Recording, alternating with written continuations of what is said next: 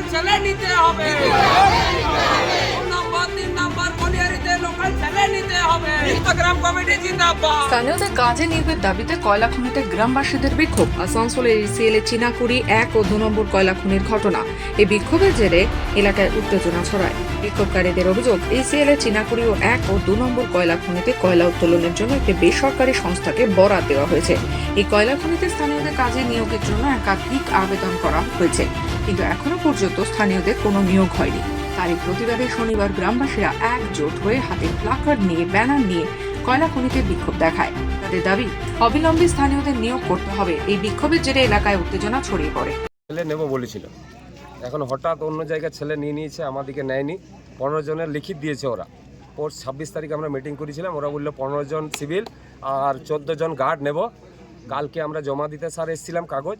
এরা মনীষ যে আছেন এমডি, উনি কাগজ নেয়নি, কাগজ দিয়ে দিয়েছেন। দিয়ে পরে বলছেন আর নেওয়া চলবে না, আমরা লোকাল ছেলে নেব না, আমরা ওই দিক থেকে আমাদের হয়ে গেছে। হলো এরা আমরা সবাই গ্রামের মানুষ মানে এখানে উপস্থিত হয়েছি। তো 6 মাস থেকে আমাদের আন্দোলন চলছে। তো 6 মাস থেকে এরা শুধু আশ্বাস দিচ্ছে যে না কাজে নেওয়া হবে, কাজে নেওয়া হবে, কিন্তু তার মধ্যেও এরা বাইরের থেকে লোকজন এনে কাজ করাচ্ছে।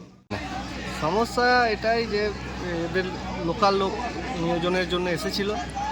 তো আমরা বলেছিলাম, আমাদের কোম্পানির তরফ থেকে বলা হয়েছিল যে আমরা যে কোনো একটা কমিটি থেকেই লোক নেওয়া হবে, কারণ দুটো কমিটি এলে কোন কমিটির আমাদের বুঝতে অসুবিধা হবে। তো আবার 2 দিন আগে আবার অন্য একটা কমিটি এসে আমাদের নিয়োজনের জন্য আবেদন করেছে।